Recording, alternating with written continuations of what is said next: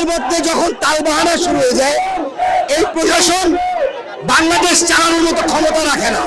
যদি প্রশাসন আজকে সঠিক পর্যায়ে পরিচালনা হতো, তাহলে আমাদের ছাত্র দলের ভাই আজকে প্রকাশ্যে দিবালোকে খুন হতো না। তাই আমরা প্রশাসনের পদক্ষেপ চাচ্ছি। ঢাকা বিশ্ববিদ্যালয় ক্যাম্পাসে হত্যা করা হয়েছে। দেখুন, সরদ্দি উদ্যান তো ঢাকা বিশ্ববিদ্যালয়ের একটা পার্ট। মানুষ ছাত্ররা সরদ্দি উদ্যানের ভিতরে একটু আলো বাতাসের জন্য, একটু খোলামেলা পরিবেশের জন্য যে অবস্থান করে, একটু বসে থাকি, সেখানে সেটা তো একটা পার্ট আমাদের।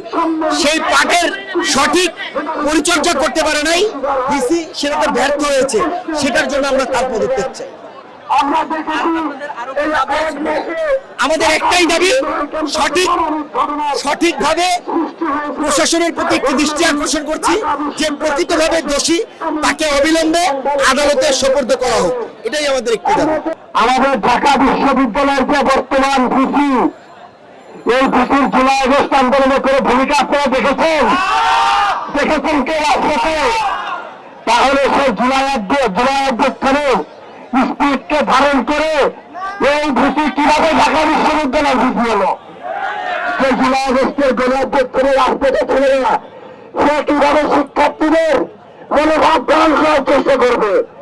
এই প্রশ্ন মিডিয়ার মধ্যে সামনে রেখে গেলাম। বিগত 2 বছরে একটি খুনের ঘটনা সংঘটিত হয়নি, কিন্তু এই ভিসি, এই প্রশাসন নিয়োগ করার পর কিভাবে 2টি খুনের ঘটনা ঘটলো, আমরা এই প্রশাসনকে সব প্রশ্ন রেখে দিতে চাই। প্রিয় সহযোদ্ধা বন্ধুগণ, বৃষ্টি হচ্ছে, বক্তব্য দীর্ঘায়িত করবো না, শুধু একটি কথাই বলতে চাই, এই ভিসি 36 পৃষ্ঠা সম্মানিত পিএইচডি হোল্ডার, তিনি নিজেকে অনেক মেধাবী জ্ঞানী দাবি করেন। তিনি ইউরোপ আমেরিকার অনেক নাম করা প্রতিষ্ঠান থেকে ডিগ্রি নিয়ে এসেছেন বলে দাবি করেন, কিন্তু গত পরশুদিন তার কান খুললে আসন বলে দাও তিনি আসলে কোন বিশ্ববিদ্যালয় থেকে ডিগ্রি নিয়ে এসেছেন তা আমাদের জনসংযোগকে আমরা দেখতে চাই।